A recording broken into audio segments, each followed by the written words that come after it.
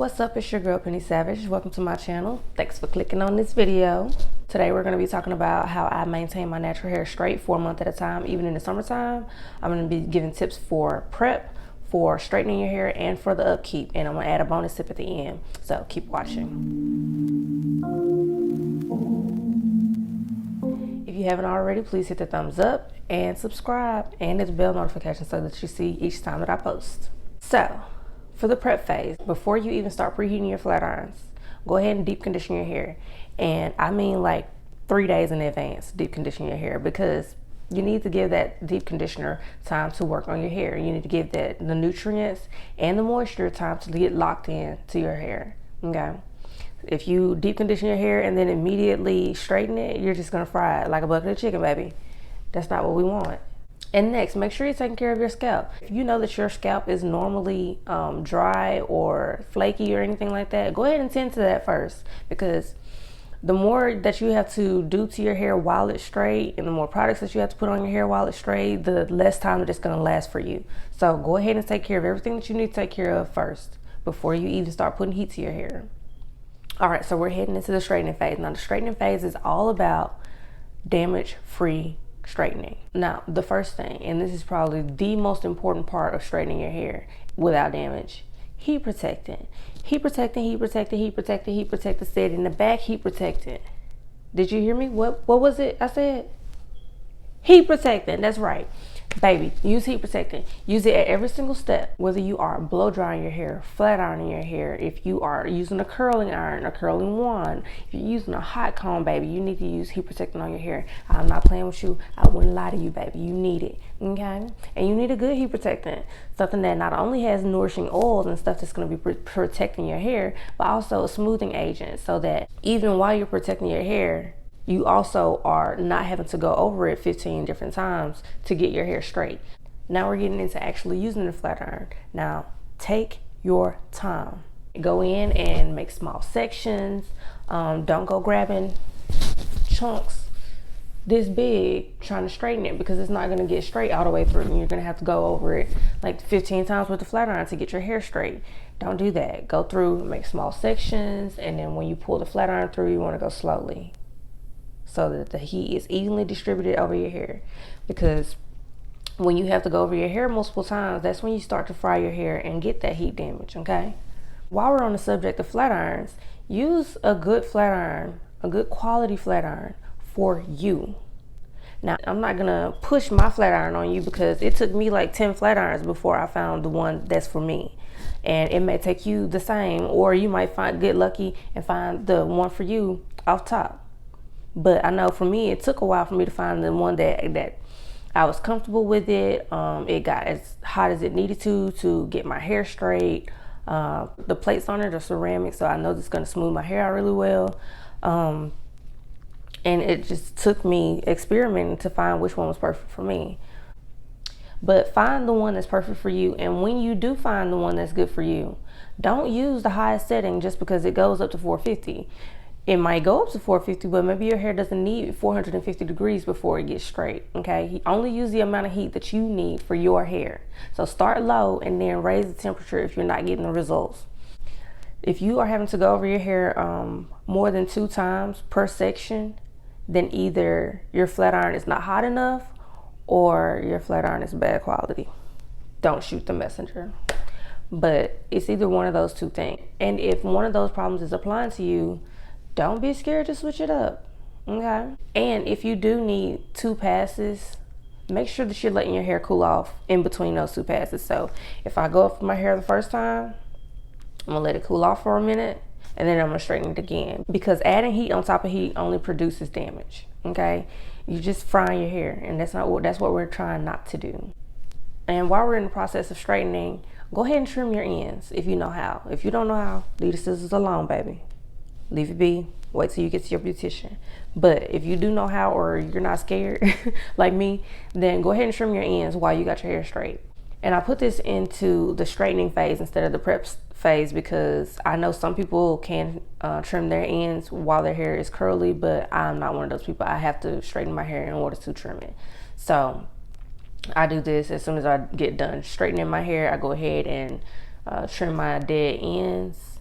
and I immediately wrap it up. So you want to go ahead and wrap it up while you still got a little bit of that heat in your hair, and go ahead and just, that's how you set the style, right? I wrap my hair tied up with my satin scarf, and I leave it on for about 20 minutes, shake it out, I'm good to go. Now we're getting into the upkeep phase, and the most important thing about the upkeep phase is being prepared. And I know most people keep a umbrella nearby, you know, just in case it rains. I live in Mississippi, so we just never know when the sky's gonna fall out, basically. So I keep an umbrella in my car, but I also keep a straight hair emergency kit, and I'm gonna show you. So I got my hat, my baseball cap, and this is a headband, a hair tie, and 2 bobby pins. So if, you know, something hit the fan and I'm out driving in my car, then I can just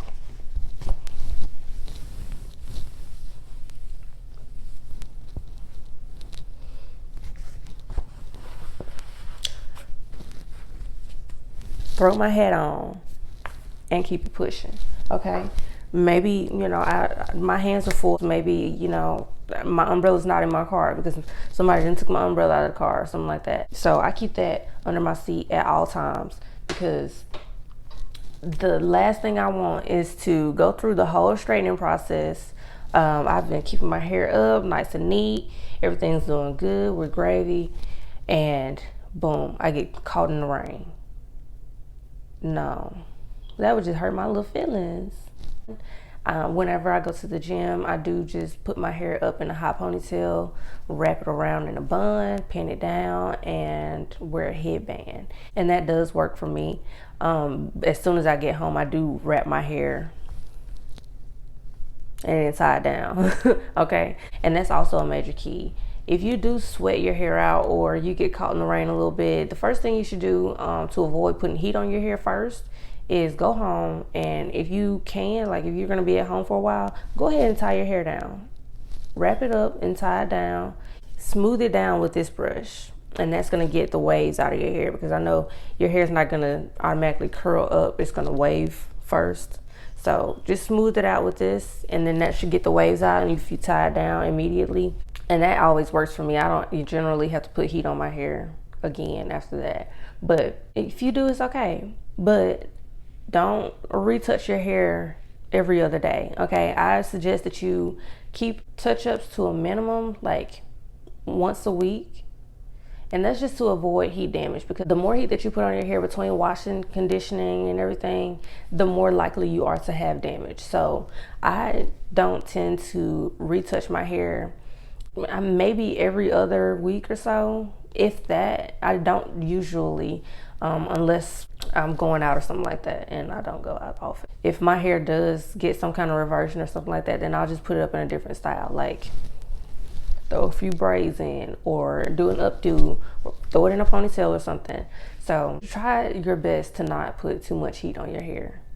Also, try not to overload your hair with products. So I know that my hair is naturally oily. I have a naturally oily scalp. And so I know that while I'm in the process of wearing my hair straight, that I shouldn't add too many products to my hair. And that's why we deep condition first, and we take care of our scalp well in advance, because I know that I don't want to add products on top of my hair. And the more products that you add, the heavier your hair is going to get, the more buildup you're going to have on your scalp. Your scalp's going to start itching, you're going to get frustrated, and you're going to wash your hair out. And that's only 2 weeks in. So if you want to maintain your hair straight, use as little products as possible. If you need to, use a dry shampoo, spray it in there, get in there real good, and brush it out. Now, I keep mentioning wrapping my hair up. My hair is in a scarf like 85% of the time, because we're in quarantine for one. We're not going anywhere, and if I'm sitting around the house, there's no reason for me to take my hair down. Okay, I take it down for these videos and to go to Costco. But the scarf that I use is this little do-rag looking scarf right here, and it works for me. I had one of the rectangular ones, the rectangular satin scarves that you get like at the hair store, but I never could keep it on my head. So I got one of those, and if you have a do-rag, that will work perfectly, because it's the same kind of style. You just tie it up and go to sleep, on a satin pillowcase. Satin is your friend, girl. Just so you know. I got my satin pillowcase at Dollar Tree of all places. So if you got a Dollar Tree, check them out first, baby. But I know that you can get them online, like a 2-pack from Amazon for like 10 bucks. So they're not expensive and they are well worth it, honey. I shouldn't have to mention this, but I'm going to, because if you don't know, you don't know, and knowledge is power. When you get in the shower, definitely put on a shower cap, because that moisture in the air is small, it's steam, it's gonna penetrate your satin scarf. So go ahead and put on a shower cap. You're good to go. If you didn't know, now you know. A little hairspray is also okay. If I know that it's gonna be like 95% humidity out and I'm gonna be out and about for the day, then I'm definitely gonna use a little hairspray, and I'll just, you know, spray it from a distance a little bit, brush it through, and then spray it again from a distance, and then brush it through again. And that's just coating it really well to try and deter any kind of moisture getting into my hair, because if your hair is dry, if you have dry hair, your hair is always seeking moisture. Always seeking moisture out of the air, and that's how you get reversion. And that's why I said to keep your ends up, because if your ends are broken or split or anything like that, then that is a huge opportunity for moisture to get into your hair, and then it's going to make your hair revert. It's going to make your ends look puffy, it's going to make your hair look frizzy, and that's what we don't want. Okay, because if your hair looks frizzy, you are going to be so tempted to touch it up again with that flat iron, even if it's only been a couple of days. So to avoid all of that, go ahead and throw a little hairspray on there. It's okay. It will brush out. Now, this is a bonus tip, and I don't know if I could even call it a tip. It's a hack. This is a bonus hack. I hacked the system, and I'm not ashamed about it, and I'm going to share this hack with you. If you're not scared, get you an undercut. Get you a nape undercut, because I got my undercut because I live in Mississippi. It's hot. It's humid. I had started to sweat, which I don't normally, but I guess this year I'm getting old. It's time for my body to start acting normal. I start to sweat at my nape, and then it goes up. And because it started at my nape, I was always having to retouch my nape. And I was having to retouch all back here. And I felt like eventually that was gonna cause damage. So you know what? I was like, nah. Go ahead, cut it off. Cut it off. Now I get a nice breeze back there, you know.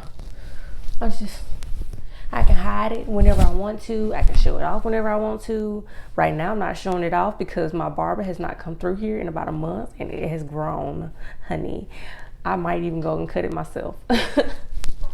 But my hair is just, I have so much less reversion since I got the undercut, because when I do start sweating back here, there's a breeze, or I just fan back there, and then I'm getting a breeze. I'm cooling off just that quick. Because you know, sweat is meant to cool you off. So why not make it help you instead of hurt you? So those are all of my tips for keeping your natural hair straight for a month at a time, even in the summertime. I hope that you got a lot of information out of this video. I hope that you liked it. And if you did like it, go ahead and hit the thumbs up button and subscribe, because you want to see more of me. I mean, that's why you subscribe, right? Yeah. If you made it this far into this video, go ahead and drop watermelons into the comments. All right, thanks for watching.